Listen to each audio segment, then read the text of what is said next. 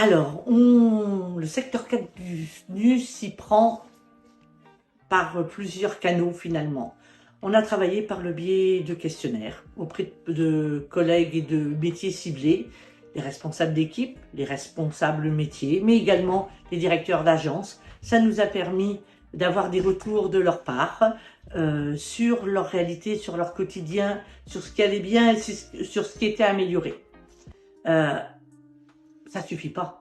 Le secteur 4 du SNU va également se rendre sur les sites, que ce soit les sites de proximité ou les structures. C'est important de voir l'ensemble des collègues, cadres, managers et même responsables métiers. J'y reviendrai très certainement.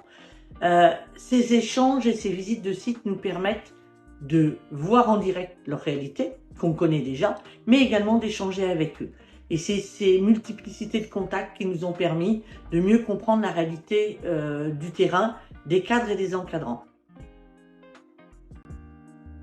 Considérer dans le secteur cadre et encadrant, bien évidemment tous les collègues cadres, dont les psychologues, mais aussi des responsables d'équipe qui ne sont qu'agents de maîtrise, mais qui effectivement font partie de ces collègues qui travaillent dans l'encadrement, et également les responsables métiers.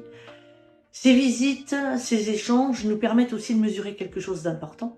C'est les changements qui sont opérés par la direction et notre établissement, les nouvelles organisations, quels sont les impacts. Et donc quand on parle de conditions de travail, eh bien, ça nous permet non seulement de les connaître, mais également de les actualiser. Une question effectivement grave et d'actualité, deux thématiques quand même. Il est certain qu'il y a des collègues qui sont isolés sur les sites. Il faut un minima pouvoir les informer et échanger avec eux. Donc le secteur 4 du SNU a une publication qui s'appelle Très Direct et qui permet à ses collègues de se rendre compte qu'ils ne sont pas tout seuls. Donc je pense que déjà l'information c'est une première chose.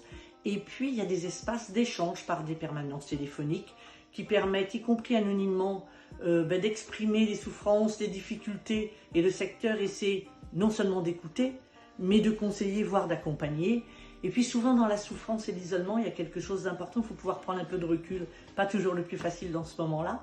Donc le secteur 4 du SNU a la volonté et organise régulièrement des conférences sur des thèmes autour du management, bien évidemment. Donc le plus simple, c'est de donner quelques exemples. Il y a eu le télétravail et le management avec Daniel Linhart. Et puis plus récemment, le secteur 4 du SNU a organisé des conférences autour de le management dans la tourmente. C'est celui qui va se faire avec Marie Peset et qui va permettre de mieux comprendre les mécanismes et de se repositionner. Mais également, on a fait une conférence avec Mathieu Detchessard sur le management empêché. En tout cas, c'est des moments et des événements qui permettent de mieux comprendre que en fait, c'est un ensemble de choses qui fait qu'on est dans la souffrance et surtout ne pas rester isolé. Donc, si vous partagez cette vision des choses et le fait que l'humain soit plus au centre du management, il ne faut pas hésiter à venir voir le secteur 4 du SNU, échanger avec nous et nous rejoindre, ce sera avec grand plaisir.